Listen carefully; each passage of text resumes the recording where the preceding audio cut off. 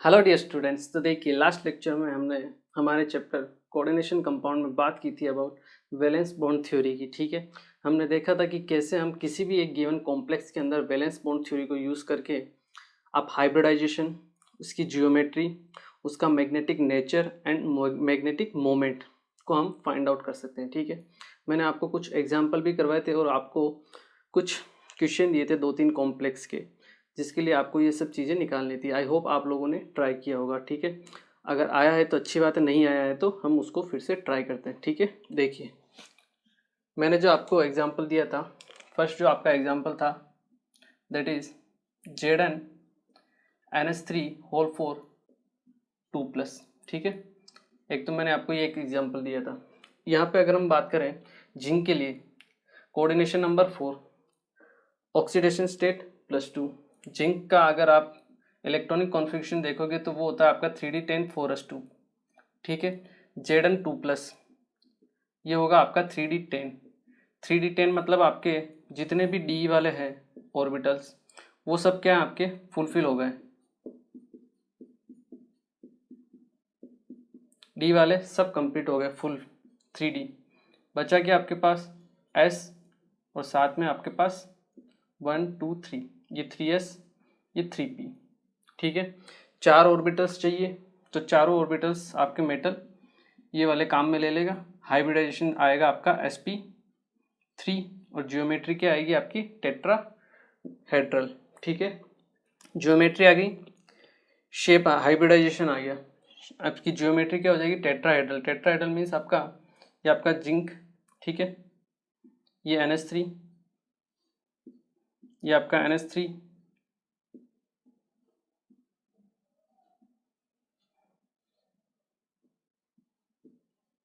ठीक है, इस टाइप की आपकी टेट्राहेड्रल स्ट्रक्चर आ जाएगी, साथ में आपका +2। ठीक है, टेट्राहेड्रल। नेचर क्या होगा, कोई भी अनपेयर्ड इलेक्ट्रॉन नहीं है, नेचर क्या होगा डायामैग्नेटिक, डायामैग्नेटिक। ठीक है, और म्यू क्या होगा 0। क्लियर। देखिए सेकंड हमने देखा था, जो हमारा एग्जांपल था वो था आपका NiCO होल 4। ठीक है, यही था आई थिंक। ठीक है, Ni यहाँ पे किस स्टेट में है, CO आपका कार्बोनिल 0 होता है, न्यूट्रल होता है। Ni प्लस कोई भी ऑक्सीडेशन, इसका ऑक्सीडेशन स्टेट होगा 0, तो Ni का इलेक्ट्रॉनिक कॉन्फिगरेशन आपका 3d8 4s2। ठीक है, 0 ऑक्सीडेशन स्टेट में है। ठीक है, ये आपका 3d8, ये आपका 4s और साथ में क्या रहेगा आपके पास 4p। ठीक है, 1 2 3 4 5 6 7 8, ये 3d8, ये आपके पास 4s, ये आपके पास 4p। ठीक है, 3d यहाँ पे भी 4s 4p आएगा। ठीक है, 4s एंड 4p। क्लियर है। अब आपके पास लिगेंड कौन सा है, स्ट्रॉन्ग फील्ड लिगेंड है। CO आपका स्ट्रॉन्ग फील्ड लिगेंड होगा। स्ट्रॉन्ग फील्ड के केस में आपकी पेयरिंग होगी 1 2 3 4। ठीक है,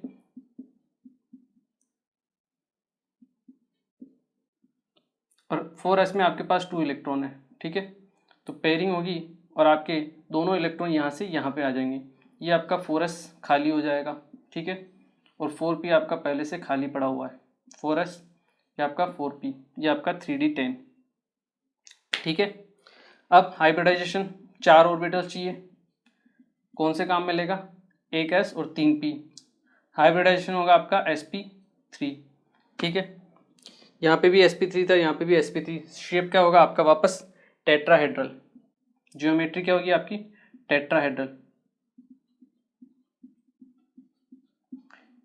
नेचर क्या होगा डायामैग्नेटिक, कोई भी अनपेयर्ड इलेक्ट्रॉन नहीं है, डायामैग्नेटिक। ठीक है, और म्यू की वैल्यू क्या होगी 0, क्योंकि सब पेयर हो गए हैं। ठीक है, आई होप आप लोगों ने यही किया होगा। ठीक है, इन दोनों को आप नोट कीजिए, फिर इसका जो थर्ड एग्जाम्पल है वो भी हम कर लेते हैं।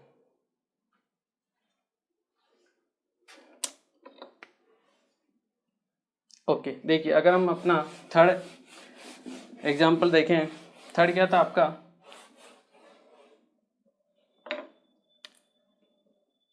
थर्ड आपका था platinum NH3 whole twice Cl2, ठीक है। यहाँ कुछ स्टूडेंट को गड़बड़ हुई होगी, ठीक है ना, वो सोचने लग गए होंगे कि ये आपका स्ट्रॉन्ग फील्ड लिगेंड है, ये आपका वीक फील्ड लिगेंड है, तो हम पेयरिंग करें या ना करें। पहली बात, ठीक है, पहली बात तो ये कि मैंने आपको लिखाया था स्टार्टिंग में कि जो आपके 4D और 5D सीरीज़ के एलिमेंट्स होते हैं उन सब के लिए जितने भी आपके लिगेंड्स होते हैं वो सब स्ट्रॉन्ग फील्ड लिगेंड की तरह वर्क करते हैं, ठीक है। तो आपको ये सोचना ही नहीं है कि ये स्ट्रॉन्ग है या ये स्ट्रॉन्ग है या वीक है, नहीं सोचना, सारे के सारे आपके स्ट्रॉन्ग फील्ड लिगेंड की तरह वर्क करते हैं 4D और 5D सीरीज़ के एलिमेंट के लिए। प्लेटिनम आपका 5D सीरीज़ का एलिमेंट है। प्लेटिनम यहाँ पे +2 ऑक्सीडेशन स्टेट में रहेगा। प्लेटिनम होता है आपका 5D9 6s1, ठीक है ना। आपको इलेक्ट्रॉनिक कॉन्फ़िगरेशन प्लेटिनम और पैलेडियम का याद होना चाहिए, ठीक है। पैलेडियम होता है आपका 4D10 5s0, ठीक है, और प्लेटिनम में 5D9 6s1, ठीक है, पहली बात। दूसरी बात, मान लो प्लेटिनम 4D और 5D सीरीज़ का एलिमेंट ना भी हो और 3D सीरीज़ का एलिमेंट हो और आपको वीक फील्ड और स्ट्रॉन्ग फील्ड लिगेंड दोनों दे दिए जाए, तो आप फिर कंपैरिजन करोगे नंबर से। अगर आपके पास स्ट्रॉन्ग फील्ड के नंबर्स ज़्यादा हैं, स्ट्रॉन्ग फील्ड लिगेंड के नंबर्स ज़्यादा हैं, तो आपका जो डोमिनेट करेगा वो करेगा आपका स्ट्रॉन्ग फील्ड लिगेंड, ठीक है, मतलब पेयरिंग होगी उस केस में। लेकिन अगर आपके पास वीक फील्ड लिगेंड के नंबर्स ज़्यादा हैं तो आपके पेयरिंग नहीं होगी। क्लियर है। और अगर मान लो दोनों बराबर है, तो दोनों बराबर हो तो केस होता है आपका स्ट्रॉन्ग फील्ड लिगेंड का, ठीक है ना, तब अब डोमिनेट करेगा आपका स्ट्रॉन्ग फील्ड लिगेंड, ठीक है। लेकिन यहाँ पे ऐसा कोई झंझट नहीं है। ये आपका 5D9 6s1, ठीक है, ये आपका 5D9 6s1,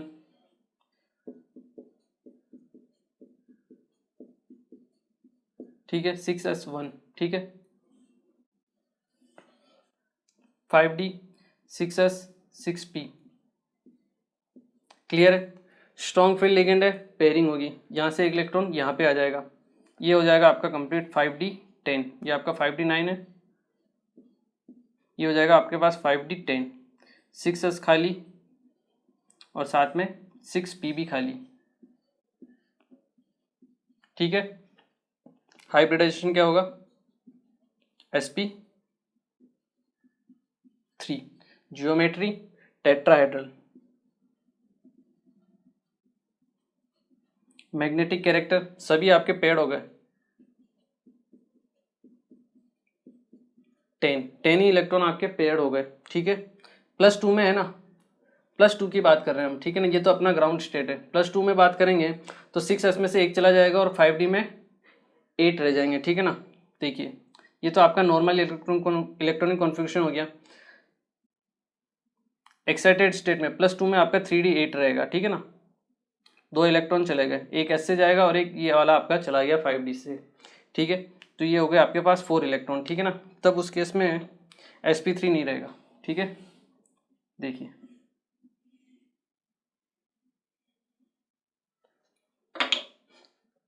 ये 6s, ये आपका 6p, ठीक है, ये 6s 6p, ठीक है। चारों इलेक्ट्रॉन ये दो दोनों तो निकल गए, ठीक है, ये आपकी हो गई पेयरिंग। अब बचा क्या आपके पास, इनर D वाला बचा है और एक S और 2p। अब हाइब्रिडाइजेशन होगा आपका DsP2, ठीक है, DsP2 हाइब्रिडाइजेशन होगा, ठीक है। ज्योमेट्री क्या होगी आपकी, स्क्वायर प्लेनर, लेकिन नेचर क्या होगा आपका, वही डायामैग्नेटिक, ठीक है, क्योंकि कोई भी अनपेयर्ड इलेक्ट्रॉन नहीं है। और म्यू की वैल्यू क्या होगी, मैग्नेटिक मोमेंट 0 होगा, ठीक है। आई एम श्योर आप लोगों ने किया होगा ट्राई, ठीक है, इसे नोट कीजिए। फिर इसके एक और एग्जांपल हम देखते हैं, जब आपके D9 का केस आता है। D8 में तो ये हो गया, ठीक है, D10 का भी हमने देख लिया, ठीक है, D9 का केस देखते हैं, ठीक है ना, क्योंकि वो स्पेशल केस होता है, ठीक है, वो हम देख लेते हैं एक बार आप इसे नोट कीजिए। ओके, देखिए अब हम पढ़ते हैं आपके D9 का केस, ठीक है। D9 के केस में क्या होता है, जो हम प्रिडिक्ट करते हैं ना वैसा नहीं होता है, ठीक है, इसलिए वो स्पेशल केस हो जाता है और वो आपको याद रखना है बिल्कुल, ठीक है। देखिए अगर हम D9 की केस की बात करें और एग्जांपल लेते हैं हम, अगर CuNH3 होल 4, ये आपका 2+, ठीक है। कॉपर एटॉमिक नंबर 29, ठीक है, 3d9 या 3d10 4s1, ये इसका इलेक्ट्रॉनिक कॉन्फ़िगरेशन। +2 ऑक्सीडेशन स्टेट में है तो Cu2+, ये आपका रहेगा 3d9 इलेक्ट्रॉनिक कॉन्फ़िगरेशन में, ठीक है। 3d9 में ये आपका d ऑर्बिटल, ठीक है, ये आपका s और ये आपका p, 3d 4s 4p, ठीक है। 3d9 1 2 3 4 5 6 7 8 9, ठीक है। अब अपने को कोऑर्डिनेशन नंबर है 4, मतलब 4 वैकेंट ऑर्बिटल चाहिए, ठीक है। तो ये इसमें तो ऑलरेडी इलेक्ट्रॉन है तो ये काम में नहीं आएगा। काम में कौन से आएंगे? s और p वाले, ठीक है। तो हाइब्रिडाइजेशन क्या आना चाहिए? sp3, और इसका स्ट्रक्चर क्या आना चाहिए? टेट्राहेड्रल। मैं क्या बोल रहा हूँ? आना चाहिए, आना चाहिए, बट ऐसा होता नहीं है, ठीक है ना। इसकी जो ज्योमेट्री हम फाइंड आउट करते हैं एक्सरे डिफ्रैक्शन से, ठीक है ना, उससे इसकी जो स्ट्रक्चर आती है वो आती है आपकी DsP2। क्या आती है? DsP2। और आपकी ज्योमेट्री आती है आपकी ये स्क्वायर प्लेनर, ठीक है ना। तो उसको हम एक्सप्लेन करते हैं, ठीक है ना। देखिए ये आपका sp3 टेट्राहेड्रल आना चाहिए, but with experiment or with X-ray diffraction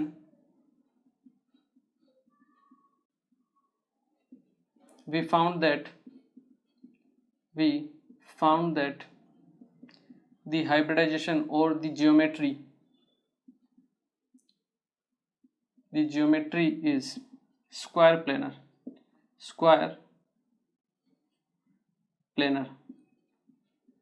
आपकी ज्योमेट्री क्या है? स्क्वायर प्लेनर है। और स्क्वायर प्लेनर किस केस में होती है? जब आपका हाइब्रिडेशन क्या होता है? DsP2, ठीक है ना। तो इसको एक्सप्लेन कैसे करें, ठीक है ना। तो देखिए अलग अलग साइंटिस्ट अपने अपने हिसाब से इसको एक्सप्लेन कर रहे हैं, ठीक है ना। जबकि इसको एक अच्छे तरीके से एक्सप्लेन किया जा सकता है। ऐसा हो सकता है कि देखिए कॉपर है, ठीक है ना, scandium, titanium, vanadium, chromium, manganese, iron, cobalt, निकल, कॉपर, 29 इलेक्ट्रॉनिक नंबर है उसका, एटॉमिक नंबर है, ठीक है। उसका जो जेड इफेक्टिव होता है वो क्या होता है? बहुत ज़्यादा होता है, ठीक है। अब जेड इफेक्टिव ज़्यादा होने की वजह से क्या होता है? ये जो ऐसा माना जाता है, ठीक है ना, इसको हम एक्सपेरिमेंट के थ्रू, तो ये आई इसकी स्ट्रक्चर, अब उसको एक्सप्लेन करना है, ठीक है ना। तो अलग अलग साइंटिस्ट अपने अपने हिसाब से इसको एक्सप्लेन करते हैं, ठीक है।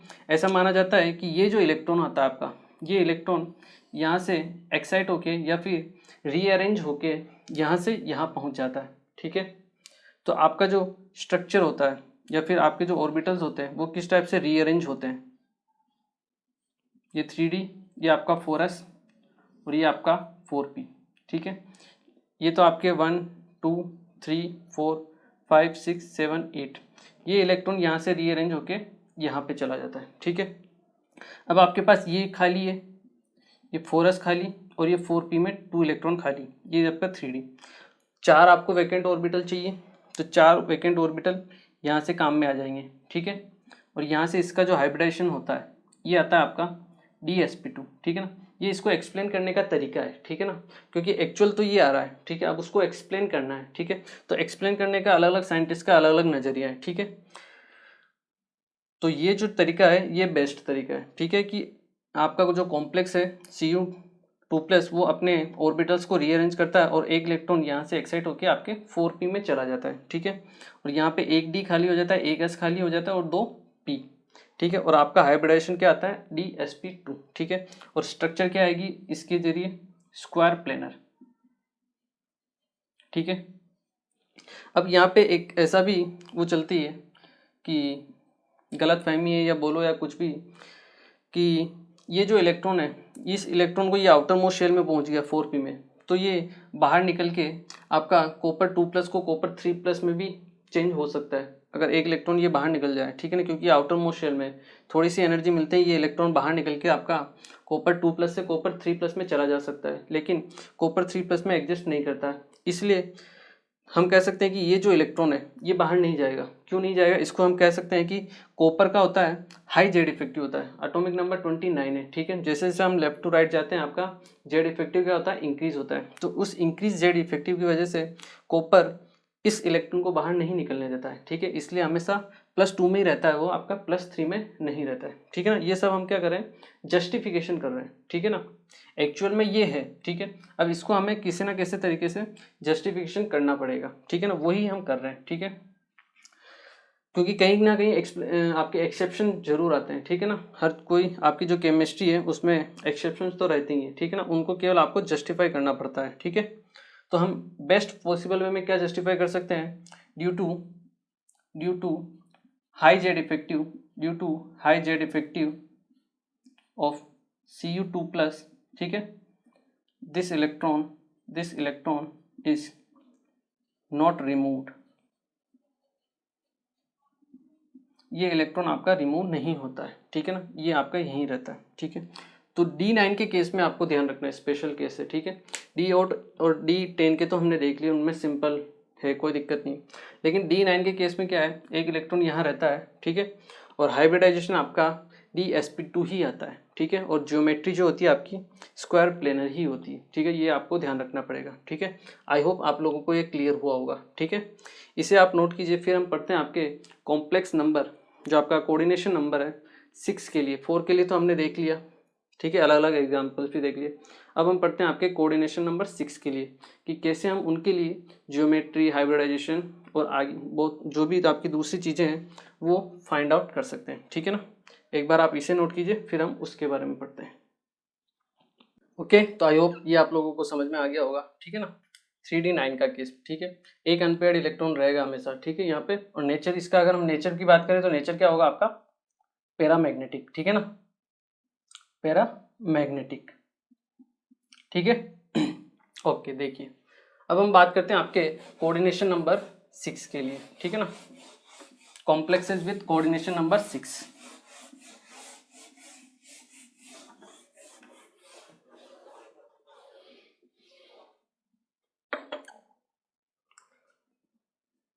कॉम्प्लेक्स विथ कोऑर्डिनेशन नंबर 6, ठीक है। जब आपका कोऑर्डिनेशन नंबर 6 होगा, ठीक है ना, जब आपका कोऑर्डिनेशन नंबर 6 होता है तो आपकी ज्योमेट्री होती है, वो होती है आपकी ऑक्टाहेड्रल, ठीक है ना। आपकी कोऑर्डिनेशन नंबर 6 में ज्योमेट्री क्या होगी, सेम होगी आपकी, ऑक्टाहेड्रल होगी दोनों केस में, ठीक है। यहाँ पे आपके दो टाइप के हाइब्रिडाइजेशन होंगे, एक तो होगा आपका D2sp3, ठीक है, और एक होगा आपका sp3d2, ठीक है ना। वो हम देखते हैं अलग अलग कंडीशन में, ठीक है। एक एग्जांपल लेते हैं हम, ठीक है ना, आपका Fe F6 3-, ठीक है, ये हम एग्जांपल लेते हैं Fe F6 3-, ठीक है। इसके लिए हम देखें कोऑर्डिनेशन नंबर क्या है आयरन का, 6 है, ठीक है। ऑक्सीडेशन स्टेट निकालें आयरन की, F-1 में होता है तो -6 उधर जाके +6, 6 - 3 ये आपका +3, आयरन का ऑक्सीडेशन स्टेट +3, ठीक है। आयरन का जनरल इलेक्ट्रॉनिक कॉन्फ़िगरेशन अगर हम देखें तो वो क्या होता है आपका 3d6 4s2, ठीक है। +3 में जब आपका आयरन रहेगा +3 में, ये रहेगा आपके पास 3d5, ठीक है। 3d5 मतलब ये आपके 1 2 3 4 5, ठीक है, ये आपका S और ये आपके P, क्लियर। 5 इलेक्ट्रॉन 1 2 3 4 5, ये 3d5, ये 4s खाली और ये 4p भी आपका खाली, ठीक है। अब ये F जो है आपका F- स्ट्रॉन्ग फील्ड लिगेंड है या वीक फील्ड लिगेंड है, ये आपका वीक फील्ड लिगेंड है।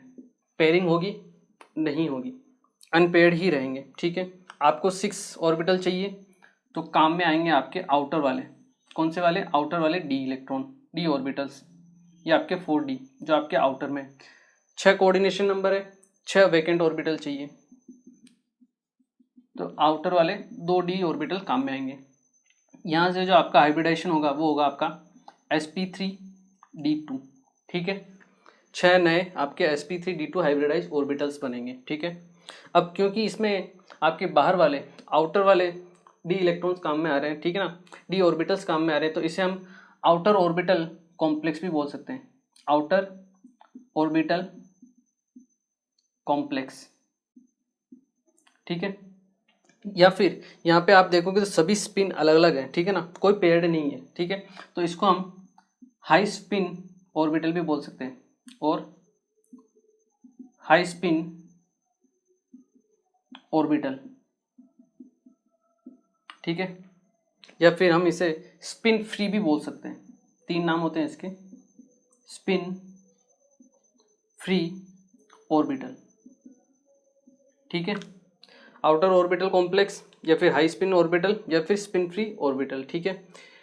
नेचर क्या होगा, पैरामैग्नेटिक, पैरामैग्नेटिक।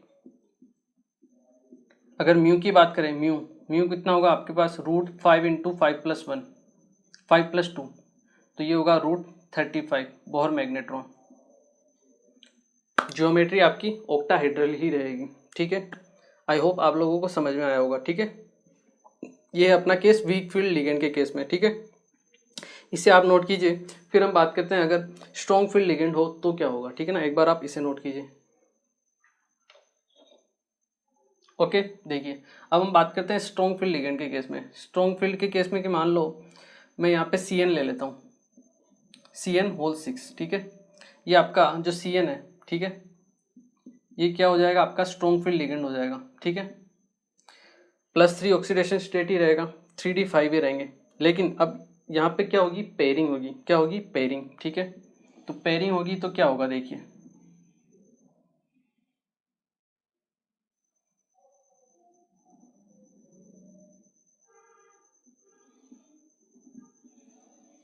पेयरिंग के केस में हम देखते हैं, ठीक है। 1 2 3 4 5 5 है, पेयरिंग होगी 1 2 3 4 5, ठीक है। 6 आपको वैकेंट ऑर्बिटल चाहिए, 2 तो अंदर वाले, ये S और एक 3P, ठीक है। यहाँ से आपके हाइब्रिडेशन आएगा दैट इज D2sp3। कौन सा हाइब्रिडेशन आएगा, D2sp3। यहाँ पर आपके इनर डी ऑर्बिटल्स काम में आ रहे हैं, ठीक है ना। तो इसे हम क्या बोलेंगे, आपका इनर ऑर्बिटल कॉम्प्लेक्स, क्या बोलेंगे, इनर ऑर्बिटल कॉम्प्लेक्स, ठीक है, इनर ऑर्बिटल कॉम्प्लेक्स। और यहाँ पे एक ही अनपेयर्ड इलेक्ट्रॉन है, नेचर तो क्या होगा आपका पैरामैग्नेटिक ही होगा, पैरामैग्नेटिक, ठीक है। और म्यू की वैल्यू होगी आपके पास √3, ठीक है ना।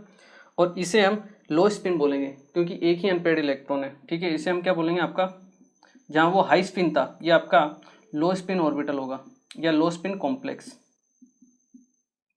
और वो जहाँ पे आपका स्पिन कॉम्प्लेक्स था, ठीक है ना, इसे हम बोल सकते हैं आपका स्पिन फ्री आपका कॉम्प्लेक्स था, ये होगा आपका स्पिन पेयर्ड इलेक्ट्रॉन, आपका spin paired complex, spin paired complex.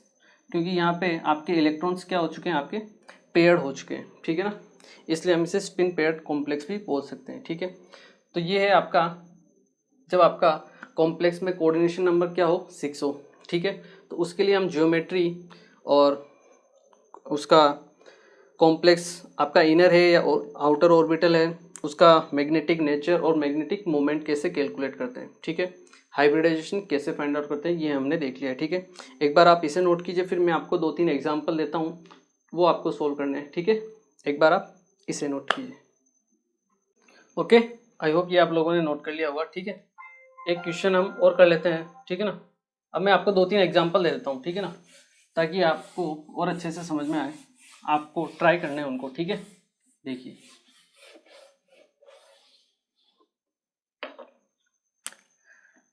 ये एग्जाम्पल से जो आपको ट्राई करने, ठीक है ना, FeCN6 4-, ठीक है। आप ले लीजिए नेक्स्ट एग्जाम्पल Fe या फिर आप ले लीजिए कोबाल्ट COCN6 4-। और एक आप एग्जाम्पल ले लीजिए NiNS3 2+, ठीक है। ये आप एग्जाम्पल ले लीजिए, एक बार क्या कीजिए, इन सभी एग्जाम्पल को आप ट्राई कीजिए, ठीक है, और मुझे बताइए कि क्या क्या इनका हाइब्रिडाइजेशन होगा और ज्योमेट्री होगी, ठीक है। एक बार आप वीडियो को पॉज कीजिए और ट्राई कीजिए।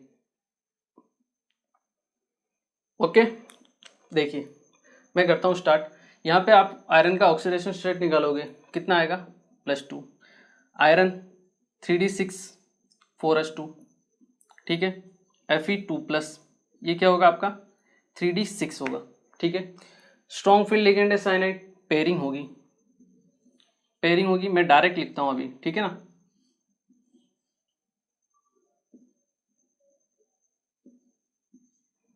One two three four five six, ठीक है। 6 ऑर्बिटल्स काम में चाहिए, 2 अंदर वाले और 3 बाहर वाले। हाइब्रिडेशन क्या होगा आपका D2sp3, ज्योमेट्री ऑक्टाहेड्रल ही आएगी हर केस में, ठीक है। ज्योमेट्री आ गई D2sp3। नेचर क्या होगा, सब पेयर्ड हो गए आपके। नेचर क्या होगा डायामैग्नेटिक, क्लियर। देखिए सेकेंड एग्जांपल हम देखते हैं, कोबाल्ट 27। कोबाल्ट क्या होता है आपका 3D7 4s2, ठीक है। इसका भी ऑक्सीडेशन स्टेट +2 रहेगा, +2 में आपका ये पहुंच जाएगा आपका 3D7 में, ठीक है। 3D7 में क्या होगा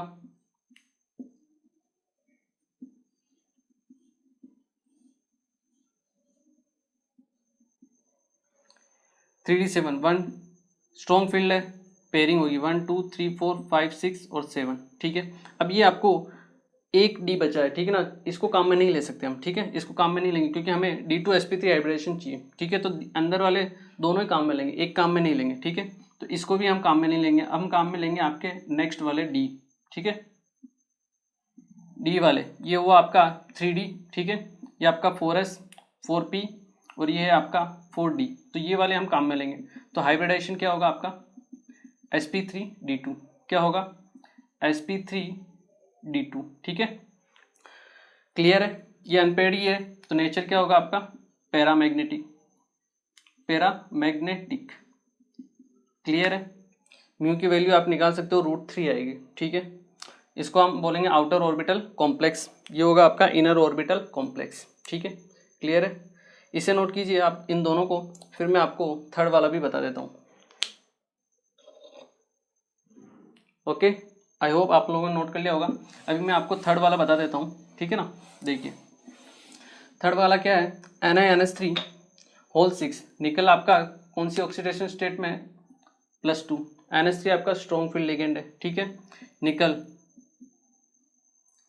28, ठीक है। ये होता है आपका 3D8 4s2, निकल +2 है, ये आपके होगा 3D8 में जाएगा 1 2 3 4 5, ठीक है। 1 ये आपके P वाले, ठीक है। ये 3D, ये 4s, ये 4p। स्ट्रॉन्ग फील्ड लिगेंड है, पेयरिंग होगी 1 2 3 4 5 6 7 8, फिर से एक खाली हो गया, इसको हम छोड़ देंगे, ठीक है ना। इसको हम काम में लेंगे, हमें D2sp3 चाहिए, तो D आपके 2 ऑर्बिटल्स कंटिन्यू काम में लेने पड़ेंगे 3 4 5, ये आपके 4D वाले काम में आएंगे। इस बार भी आपका हाइब्रिडाइजेशन क्या होगा आपका sp3d2, क्या होगा sp3d2, ठीक है। तो देखिए अगर आपके पास D7 भी हो, D8 हो, D9 हो या D10 हो, ठीक है ना, हम ये वाला ऑर्बिटल काम में नहीं ले पा रहे हैं, ठीक है ना, एक वाला ऑर्बिटल। तो आपका अगर 7 भी हो मान लो, ठीक है ना, तो 7 हो तब भी हम ये काम में नहीं ले सकते। तब कब हम काम में ले सकते हैं अंदर वाले ऑर्बिटल्स को, जब आपके D6 हो, ठीक है, तब हम इनको काम में ले सकते हैं। लेकिन अगर मान लो 7 हो गया या 8 हो गया 9 हो गया, तो हम इनको काम में नहीं ले सकते, ठीक है ना।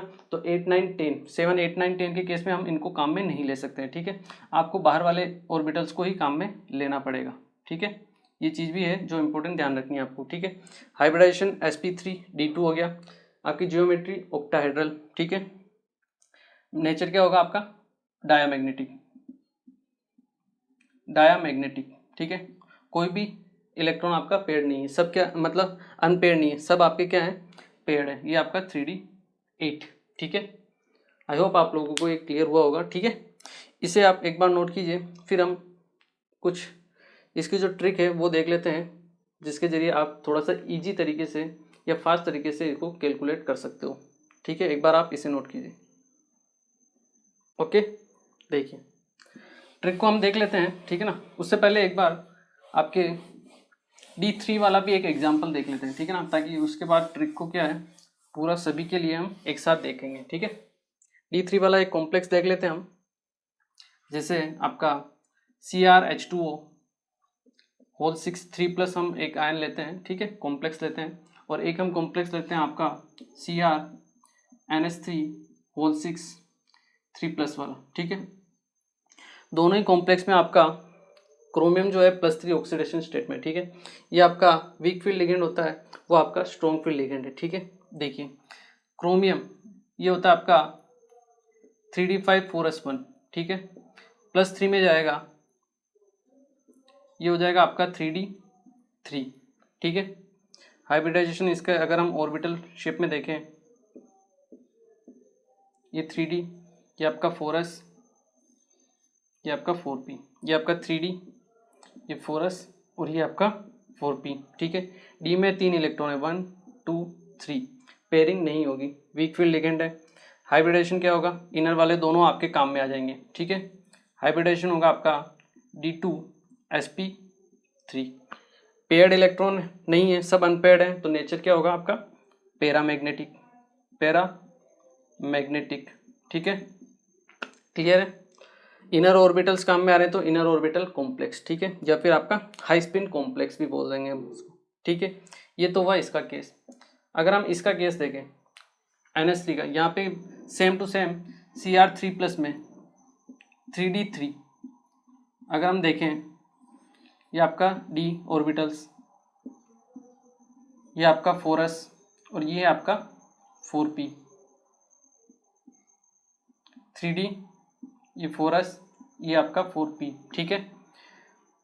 अब होनी चाहिए आपकी पेयरिंग ऐसा, ठीक है, लेकिन ऐसा होता नहीं है। ये चीज़ें जो आपको ध्यान रखनी है, D1 D2 और D3 जब भी आपका इलेक्ट्रॉनिक कॉन्फ़िगरेशन आता है उस टाइम आपके कोई भी पेयरिंग नहीं होती है, चाहे आपका स्ट्रॉन्ग फील्ड लिगेंड हो या फिर आपका वीक फील्ड लिगेंड हो, ठीक है ना। वैसे अगर आप मान लो बाई चांस गलती से पेयरिंग कर भी देते हो तो यहाँ पे D3 होता है, तो आपके D3sp2 बनेगा हाइब्रिडाइजेशन, तो ऐसा कोई आपका हाइब्रिडेशन नहीं होता है, ठीक है ना। तो आप समझ सकते हो, ठीक है ना, कि इस तरह का आपका हाइब्रिडेशन नहीं होगा, ठीक है ना। यहाँ पे आपके कोई भी पेयरिंग नहीं होती है, ठीक है। क्यों नहीं होती है ये तो हम पढ़ेंगे आपके क्रिस्टल फील्ड थ्योरी में, ठीक है ना, क्यों D1 D2 और D3 में पेयरिंग नहीं होती। बट यहाँ आपको ध्यान रखना है कि जब भी D1 2 और 3 आए आपकी कोई भी पेयरिंग नहीं होगी, आपके सब अनपेयर्ड रहेंगे, ठीक है। ये दो ऑर्बिटल्स खाली रहेंगे जो काम में लेगा आपका मेटल, और आपका जो हाइब्रिडाइजेशन होगा वो क्या होगा आपका D2sp3, ठीक है। यहाँ पे भी आपका D2sp3 ही था, ठीक है ना।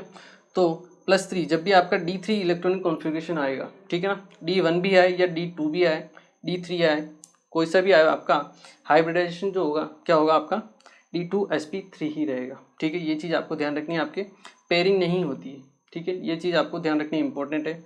नेचर वो आपका पैरामैग्नेटिक ही होगा, पैरामैग्नेटिक, ठीक है। ये चीज़ आपको ध्यान रखनी है, क्लियर है। आई होप क्लियर होगा। इसको आप नोट कीजिए, फिर हम इसकी जो ट्रिक है वो भी लिख लेते हैं, ठीक है ना, जिससे आपको थोड़ी सी हेल्प मिलेगी क्वेश्चन को सॉल्व करने में, ठीक है।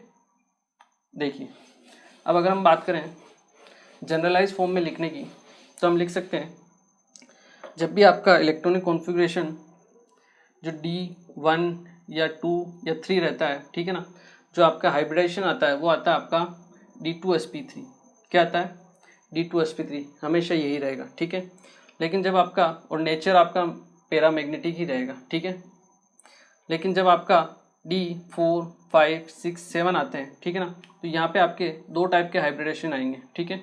एक आएगा आपका sp3d2 और एक आएगा आपका D2sp3, ठीक है। जब आपका स्ट्रॉन्ग फील्ड लिगेंड होगा, ठीक है, पेयरिंग होगी तो आपके D2sp3 काम में आएगा। जब आपका वीक फील्ड लिगेंड होगा, ठीक है, तब आपके sp3d2 हाइब्रिडेशन आएगा जनरल फॉर्म में, ठीक है। वहीं अगर आप D8 9 और 10 लोगे, ठीक है, तो यहाँ पे आपके हाइब्रिडेशन जो आएगा वो आएगा आपका sp3d2, ठीक है, क्लियर है। ये आपके जनरल ट्रिक है जिसको आप यूज़ कर सकते हो, याद रख सकते हो, ठीक है। अगर आपको हाइब्रिडेशन पता पड़ गया तो वहाँ से आप, ठीक है, उनके जो हाइब्रिडाइजेशन है उसको आप पता लगा सकते हो और वहाँ से उसकी ज्योमेट्री को भी पता लगा सकते हो, ठीक है। आई होप ये क्लियर हुआ होगा, ठीक है। इसे आप नोट कीजिए, फिर हम कुछ जो एक्सेप्शंस हैं उनके ऊपर भी बात करते हैं। ओके, इसे एक बार नोट कीजिए। ओके, आई होप ये आप लोगों को नोट कर लिया होगा और आराम से इजी तरीके से आपको समझ में भी आ गया होगा, ठीक है। अब हम कुछ और एग्जांपल भी देखते हैं, ठीक है ना। वो जो एग्जांपल्स हैं वो आपको बिल्कुल माइंड में फिट होने चाहिए, ठीक है ना। इंपॉर्टेंट एग्जांपल रहेंगे वो, ठीक है। जैसे हम बात करते हैं आपके Mn NH3 होल 6 2+, ठीक है, इसके लिए हम बात करें। या फिर हम बात करते हैं Fe NH3 होल 6 2+, ठीक है। या फिर हम बात करें आपके पास CO NH3 होल 6 2+ के बारे में, ठीक है। देखिए Mn की हम बात करें, मैग्नीज, एटॉमिक नंबर इसका 25, क्या होता है 3d5 4s2, ठीक है। +2 सभी ऑक्सीडेशन स्टेट में +2 में ही है, ठीक है। तो Mn +2 में क्या होगा आपका 3d5 में जाएगा, ठीक है। 3d आपका ये 5, ये आपका ये 3d, ये आपका 4s, ये है आपका 4p। अब देखिए NH3 होता है आपका स्ट्रॉन्ग फील्ड लिगेंड, ठीक है। क्या होगी पेयरिंग होगी, ये 3d5 है, क्या होगी पेयरिंग होगी, 2 खाली रहेंगे और फिर आप हाइब्रिडेशन निकाल दोगे D2sp3, ठीक है। अगर आपने ऐसा कर दिया, जैसे पेयरिंग कर दी लाइक दिस और हाइब्रिडेशन बता दिया D2sp3, तो आप बिल्कुल गलत होंगे। क्यों? क्योंकि मैंने आपको एक पॉइंट लिखाए थे, ठीक है ना, कुछ पॉइंट लिखाए थे मैंने स्टार्टिंग में आपको, जो आपको ध्यान रखने थे, ठीक है। कि आपकी क्रोमियम, मैंगनीज, आयरन और कोबाल्ट जब आपके +2 ऑक्सीडेशन स्टेट में होते हैं, तब जो NH3 होता है वो वीक फील्ड लिगेंड की तरह वर्क करता है। जो आपका NH3 है वो किसकी तरह वर्क करता है, आपका वीक फील्ड लिगेंड की तरह, ठीक है। किसके लिए? क्रोमियम, मैग्नीज, आयरन और कोबाल्ट के लिए, जब वो +2 ऑक्सीडेशन स्टेट में होते हैं। सब आपके +2 ऑक्सीडेशन स्टेट में, ठीक है ना। तो पॉइंट आपको याद रखना है, ठीक है। अगर ये आपका वीक फील्ड लिगेंड है तो पेयरिंग नहीं होगी, पेयरिंग नहीं होंगी तो ये आपके काम में नहीं आएंगे। आपके काम में आएंगे नेक्स्ट वाले, ये आपके 4D वाले, ठीक है। हाइब्रिडाइजेशन क्या होगा आपका sp3d2, क्या आएगा sp3d2। क्लियर है? ये चीज आपको ध्यान रखनी है। ओके, नेचर आपका क्या होगा पैरामैग्नेटिक होगा, अनपेयर्ड इलेक्ट्रॉन है। आयरन की बात करें, आयरन भी +2 में है, 3d6 4s2, ठीक है। आयरन का अगर हम केस लेंगे, ये होगा आपके पास 3d6 4s2 +2 में जाएगा तो 3d6 हो जाएंगे, 3d6 होंगे, ठीक है। तो हो सकता है आप फिर से पेयरिंग कर दो, लेकिन पेयरिंग नहीं होगी। ये आपका 4s, ये आपका 4p, पेयरिंग नहीं होगी। 1 2 3 4 5 6 अनपेयर्ड रहेंगे, ठीक है। काम में कौन से आएंगे आपके, ये 3d, ये आपका 4s, ये आपका 4p और नेक्स्ट जो आपके आगे है कौन सा 4d, ये आपका 4d।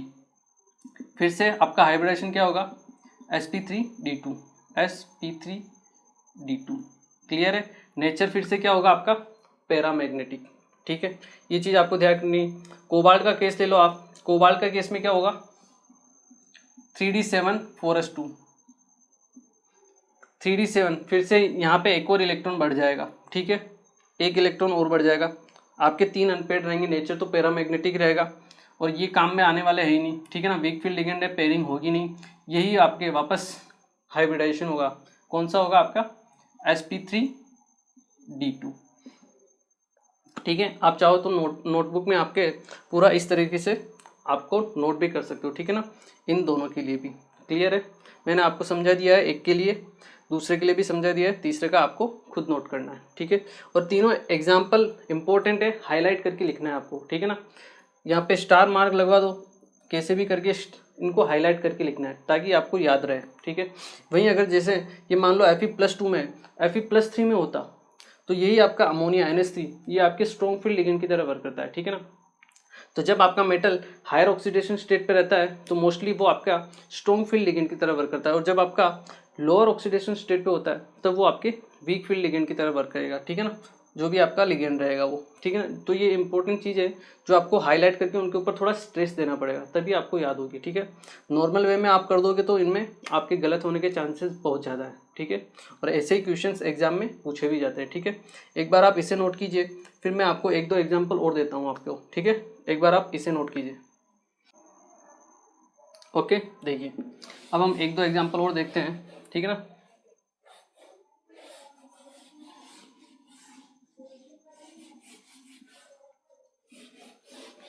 कुछ एग्जाम्पल्स रहते हैं जिनको आपको क्या है, स्ट्रेस देके याद करने ही पड़ते हैं, ठीक है ना। डायरेक्टली वो आपसे पूछे जाते हैं, ठीक है। जैसे हम बात करें आपके CO H2O होल 6, ठीक है। कोबाल्ट का ले लीजिए आप 3+, ठीक है। इसके लिए आपको निकालना है, ठीक है, हाइब्रिडाइजेशन, ठीक है। सिंपल तरीके से अगर हम देखें, कोबाल्ट मैग्नीज आयरन कोबाल्ट 27, ये होगा आपका 3D7 4s2, ठीक है। +3 में है तो ये हो जाएगा आपके पास 3D6। 3D6 की अगर हम बात करें, वो है आपके 1 2 3 4 5, ये आपका 4s, ये आपका 4p, ये 3D, ये 4s, ये 4p, ठीक है। H2O आपका न्यूट्रल होता है, वीक फील्ड लिगेंड होता है, मतलब पेयरिंग नहीं होगी, मतलब 1 2 3 4 5 और 6 ऐसे अगर आपने ले लिया और आपने अगर sp3d2 हाइब्रिडेशन बता दिया तो आप फिर से गलत हो जाओगे। क्यों? क्योंकि मैंने आपको बताया था कि जब भी आपका कोबाल्ट +3 ऑक्सीडेशन स्टेट में होता है तो आपके जो ऑक्सीजन डोनर्स होते हैं, ऑक्सीजन डोनर्स, ये आपके स्ट्रॉन्ग फील्ड लिगेंड की तरह वर्क करते हैं। ऑक्जेलेट हुआ, H2O हुआ, ये आपके ऑक्सीजन डोनर्स हैं, ठीक है ना। ऑक्सीजन डोनर है ये आपके, यहाँ पे ऑक्सीजन जो है अपना लोन पेयर डोनेट करता है कोबाल्ट को, ठीक है। तो ये किसकी तरह वर्क करते हैं? स्ट्रॉन्ग फील्ड लिगेंड की तरह। तो स्ट्रॉन्ग फील्ड लिगेंड की तरह वर्क करेंगे तो यहाँ पे होगी आपके पेयरिंग। क्या होगी? पेयरिंग। इस वजह से आपकी ये अंदर वाले इनर ऑर्बिटल्स काम में आएंगे और जो हाइब्रिडाइजेशन होगा वो होगा आपका D2sp3। ज्योमेट्री वही ऑक्टाहेड्रल ही रहेगी, बट नेचर क्या हो जाएगा आपका, फिर से डायामैग्नेटिक हो जाएगा। क्यों? क्योंकि आपके पास कोई भी इलेक्ट्रॉन फ्री नहीं है, अनपेयर्ड नहीं है, सब क्या है आपके पेयर्ड है। तो ये चीज़ आपको ध्यान रखनी है, ठीक है। ऐसा ही एक और एग्जांपल अगर हम लेते हैं, ठीक है, ये वो आपका आप ले लीजिए निकल के लिए NiF6 2-, ठीक है। यहाँ अगर आप देखोगे तो निकल +4 ऑक्सीडेशन स्टेट में, ठीक है। निकल होता है आपका 3D8 4s2, ठीक है। अब 3D8 है, +2 +4 में है तो आपके +4 में ये हो जाएगा आपका 3D6, ठीक है। अब हमें पता है फ्लोरीन F- क्या है? वीक फील्ड लिगेंड है, बट मैंने आपको ये भी बताया है कि Ni+4 के लिए, Ni जब आपका +4 रहेगा, हायर ऑक्सीडेशन स्टेट में रहता है, तब ये जो आपका F- है ये वर्क करता है as a strong field ligand की तरह। किसकी तरह वर्क करता है? ये आपके स्ट्रॉन्ग फील्ड लिगेंड की तरह। हायर ऑक्सीडेशन स्टेट है मतलब उसका जेड इफेक्टिव क्या है? ज़्यादा है, ठीक है ना। इसलिए ये F- है वो आपके स्ट्रॉन्ग फील्ड लिगेंड की तरह वर्क करेगा, ठीक है। मतलब यहाँ पे पेयरिंग होगी, ये आपका 3D6 है, फिर से पेयरिंग होगी, मतलब ये और ये केस आपका सेम टू सेम केस है, ठीक है, सेम केस, ठीक है। नेचर क्या होगा? डायमैग्नेटिक। हाइब्रिडाइजेशन होगा आपका D2sp3, ठीक है ना। तो इस टाइप की जो अभी आपके एग्जांपल्स रहते हैं ना, इनको आपको क्या करना है? हाईलाइट करना है और स्ट्रेस देके 2-4 बार अपने हाथों से करना है, ठीक है ना, क्योंकि ये डायरेक्ट क्वेश्चन एग्जाम में पूछे जाते हैं, ठीक है। अगर आपने नॉर्मल तरीके से इनको कर दिया तो आपके गलत होने के चांसेस बहुत ज़्यादा रहेंगे, ठीक है। लेकिन आपने अगर स्ट्रेस दिया, 2-3 बार पढ़ा, अपने खुद के हाथों से इनको सोल्व किया, ठीक है ना, तो आपको ये चीज़ें ज़्यादा याद रहेगी, ठीक है ना। और जब आपके एग्ज़ाम में आएगा तो आप डायरेक्ट उस क्वेश्चन को सोल्व कर सकते हो, ठीक है। ओके, तो देखिए आज के लेक्चर में हमने क्या क्या पढ़ा। आज के लेक्चर में हमने एक तो कोऑर्डिनेशन नंबर जो आपके 4 थे उसके जो एग्जांपल्स थे वो हमने ट्राई किए, ठीक है। उसके बाद हमने आपका कोऑर्डिनेशन नंबर 6 के बारे में पढ़ा, ठीक है। वो क्या होता है, उसका ज्योमेट्री क्या होता है, हाइब्रिडाइजेशन क्या होता है, और उसके ऊपर बेस्ड मैंने आपको न्यूमेरिकल मतलब जो एग्जाम्पल थे वो करवाए, ठीक है। और जो एक्सेप्शन थे, जो इंपॉर्टेंट थे, वो सब मैंने आपको करवा दिए, ठीक है। कोऑर्डिनेशन नंबर 2 और 3 में कोई ज़्यादा एग्जाम्पल होते नहीं है। कोऑर्डिनेशन नंबर 2 में आपका एस्पिरी हाइब्रिडाइजेशन होता है, ठीक है ना। और 3 में आपके sp2 रहता है, ठीक है। कोऑर्डिनेशन नंबर 5 बचता है, ठीक है ना, तो वो हम नेक्स्ट क्लास में कवर करेंगे, ठीक है। तो मिलते हैं फिर नेक्स्ट लेक्चर। एक बार आप इसे चाहो तो नोट कर सकते हो, ठीक है, वीडियो को पॉज करके, ठीक है। तो मिलते हैं फिर next lecture. Thank you very much.